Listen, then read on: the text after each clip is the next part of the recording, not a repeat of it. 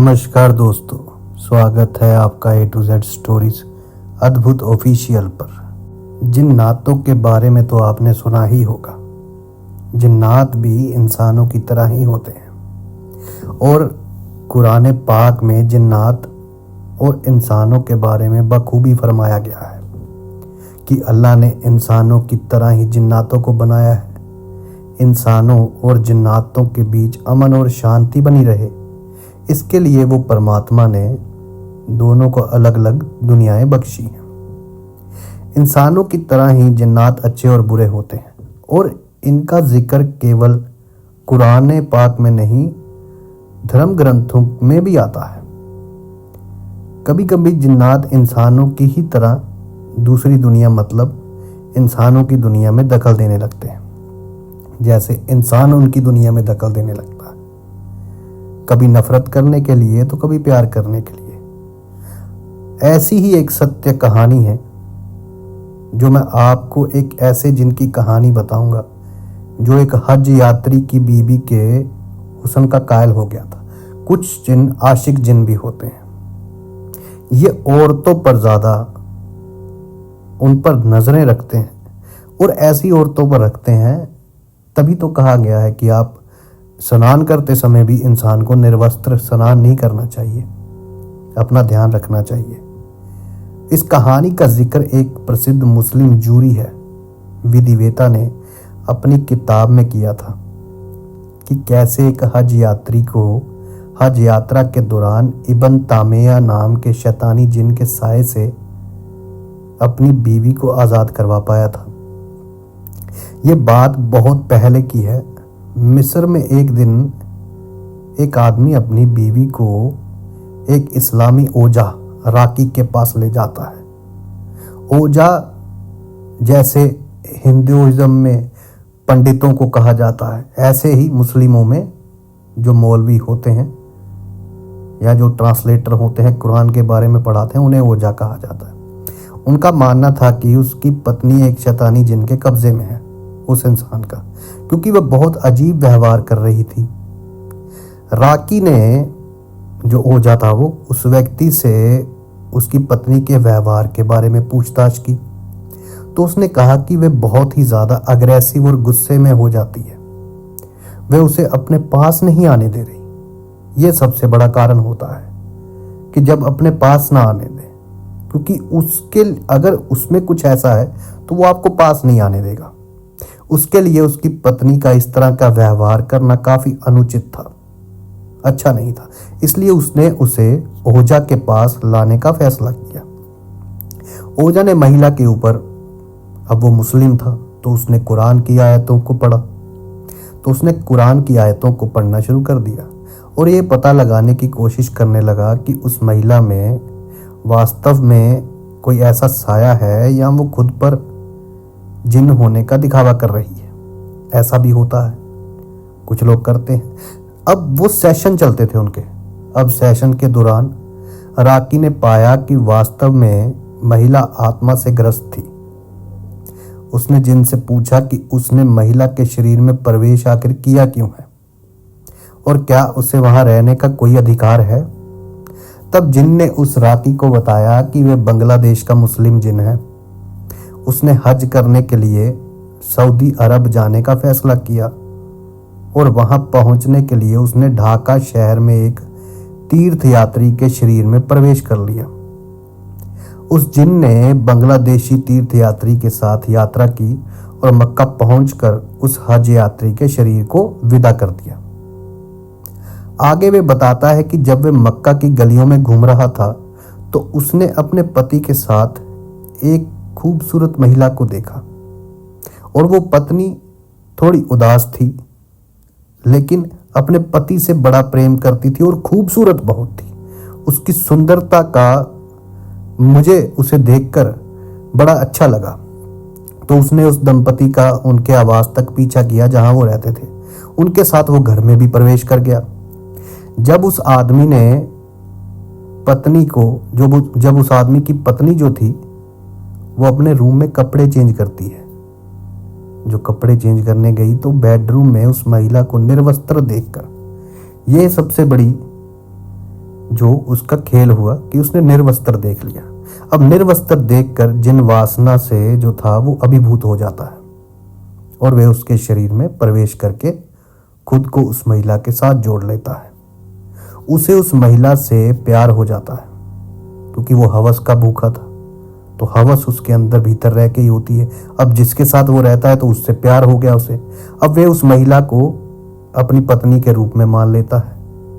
फिर हज यात्रा के दौरान वे जो जिन था उस महिला को उसके शोहर यानी कि उसके पति से दूर रखने का प्रयास करता है। अब जैसे ही पति पास जाता है तो वो आंखें निकालती हैं, वो गुस्सा होने लगी, वो बोलने लगी, बेइज्जती करने लगी, आंखें नहीं झपकती थी। ये इसकी निशानियां। अब हज पूरा करने के बाद वे आदमी अपनी पॉजेसिव पत्नी को लेकर मिस्र लौट आता है, जहां पर वे अपनी बीवी को उस ओझा के पास लाता है। अंत में ओझा जो था उसने उस जिन को महिला के शरीर से बाहर निकलने और बांग्लादेश लौटने के लिए मना लिया था। जिन चला जाता है और महिला अपनी सामान्य स्थिति में लौट आती है। और ये कहानी एक जो जूरी थी, जूरी कह सकते हैं विधिवेता को, जो लिखता है सत्य कहानियां उसने अपनी किताब में लिखी हुई थी ये कहानी। अब ऐसी ही और भी बहुत सारी कहानियां हैं जो सत्य हैं। जैसे एक लड़की थी प्रिया, वो बड़ी हंसमुख थी, मिलनसार लड़की थी जिसे अपने दोस्तों के साथ घूमना, फिल्में देखना पसंद था। पश्चिम बंगाल के एक छोटे से शहर में वे अपने माता पिता और छोटे भाई के साथ अपना जीवन बड़े सुख से गुजार रही थी। एक दिन उसने अपने दोस्तों के साथ पास के जंगल में पिकनिक पर जाने का फैसला किया। उन्होंने कुछ खाने पीने का सामान पैक किया और अपनी बाइक पर निकल पड़े। अब जंगल हरा भरा था और उन्हें एक बड़े पेड़ के नीचे एक अच्छी जगह मिली। उन्होंने एक चटाई बिछाई और खाने लगे और बातें करने लगे। प्रिया ने पेड़ के पास झाड़ियों के झुरमुट में एक छोटी सी गुफा देखी। अब उसे जिज्ञासा हुई। उसने अपने दोस्तों से कहा कि वे इसका पता लगाना चाहती है और उन्हें अपने साथ शामिल होने के लिए कहा। वे सब सहमत हो गए और उसके पीछे गुफा तक चले गए। गुफा अंधेरी और नम थी और उन्हें देखने के लिए अपने फ़ोन की फ्लैशलाइट का उपयोग करना पड़ा। वे सैटेलाइट्स और सैटेलेगामाइट्स को निहारते हुए गुफा की गहराई में चले गए। लेकिन ये उसकी सबसे बड़ी गलती थी। लेकिन अब जिज्ञासा जो है वही शैतान का असली हथियार है कि इंसान जल्दबाजी में कि मुझे इसके लिए करना है, वो करना, इसमें फंस जाता है। तो यही चक्कर में वो लड़की गहराई में चलेगी। अब प्रिया ने एक कोने में कुछ चमकीला देखा और उसे देखने चली गई। वे एक धातु का बक्सा था जिस पर अजीब चिन्ह बने हुए थे। उसने उसे खोला और एक लटकन वाला हार पाया जो आंख जैसा दिखता था। अब वो कह रही है कि वाह, ये बहुत अच्छा है। उसने हार हाथ में पकड़ते हुए बड़ी खुशी महसूस की। मुझे देखने दो, उसके एक दोस्त ने आगे बढ़ते हुए कहा। तो प्रिया ने कहा, नहीं, ये मेरा है, मुझे ये सबसे पहले मिला। तो उसने खींचा। चलो स्वार्थी मत बनो, इसे हमारे साथ साझा करो। दूसरे मित्र ने कहा, नहीं, मुझे ये पसंद है, ये मेरा है। प्रिया ने हार गले में डालते हुए कहा। उसने वो हार डाल लिया। उस तिलिस्मी हार को अपने गले में डालते ही उसे अपने सीने में अचानक दर्द का झटका महसूस हुआ और वह हाँफने लगी। उसने बक्सा गिरा दिया और अपना दिल पकड़ लिया। उसके दोस्तों ने उसे चिंता से देखा। प्रिया, क्या तुम ठीक हो? उन्होंने पूछा। मुझे नहीं पता, मुझे अजीब लग रहा है, उसने चक्कर महसूस करते हुए कहा। उसने पेंडेंट की ओर देखा तो पाया कि आंख लाल चमक रही थी, वो जो उसने गले में डाल लिया था। उसे अपने गले में ठंडक महसूस हुई और सिर में एक आवाज सुनाई दी, हेलो, मेरा नाम अज़ाजेल है, मैं एक जिन हूं और आप मेरे नए मेजबान हैं। प्रिया चिल्लाई और बेहोश हो गई। उसके दोस्त घबरा गए और उसे जगाने की कोशिश की। उन्होंने हार उतार कर वापस बक्से में फेंक दिया। उन्होंने प्रिया को गुफा से बाहर निकाला और अस्पताल पहुंचाया। डॉक्टरों ने प्रिया की जांच की और बताया कि उसे कार्डियक अरेस्ट हुआ है।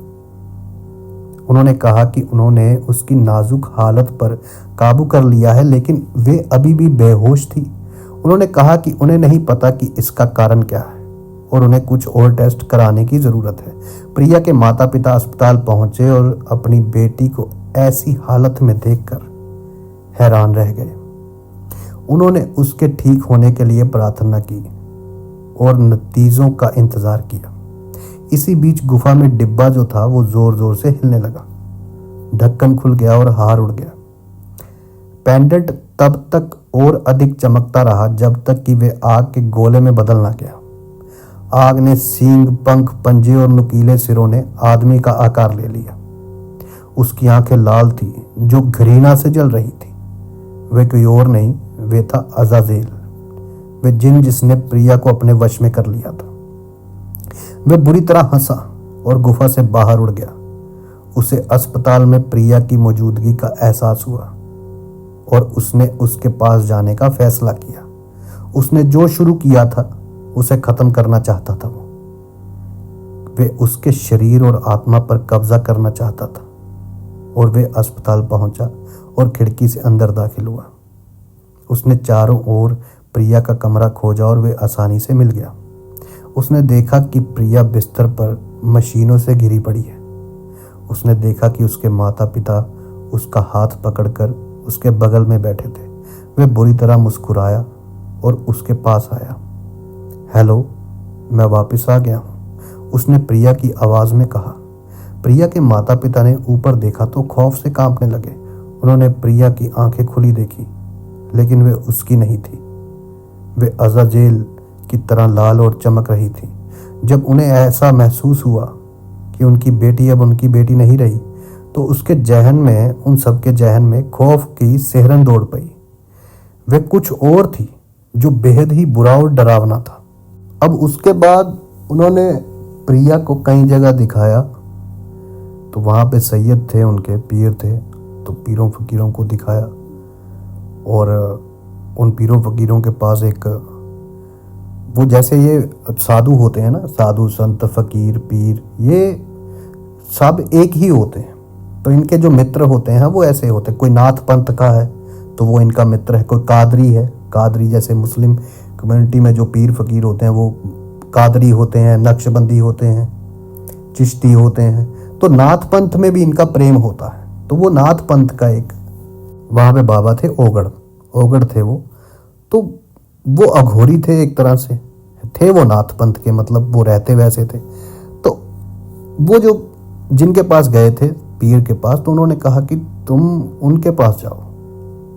और फिर काफ़ी बार उनके पास जाने के बाद वो उनका हल हुआ और फिर वो ठीक तो हो गई वो। लेकिन हुआ क्या कि अब आगे जैसे बताया गया था कि उस कहानी में, कि उस घर नहीं बसा पाई वो अपना, क्योंकि उसके बाद उसकी बॉडी में कोई ना कोई दिक्कत रहती थी। हालांकि उसका छुटकारा तो हो गया था, लेकिन कभी कभार अभी भी उसके शरीर में कोई ना कोई दिक्कत रहती थी।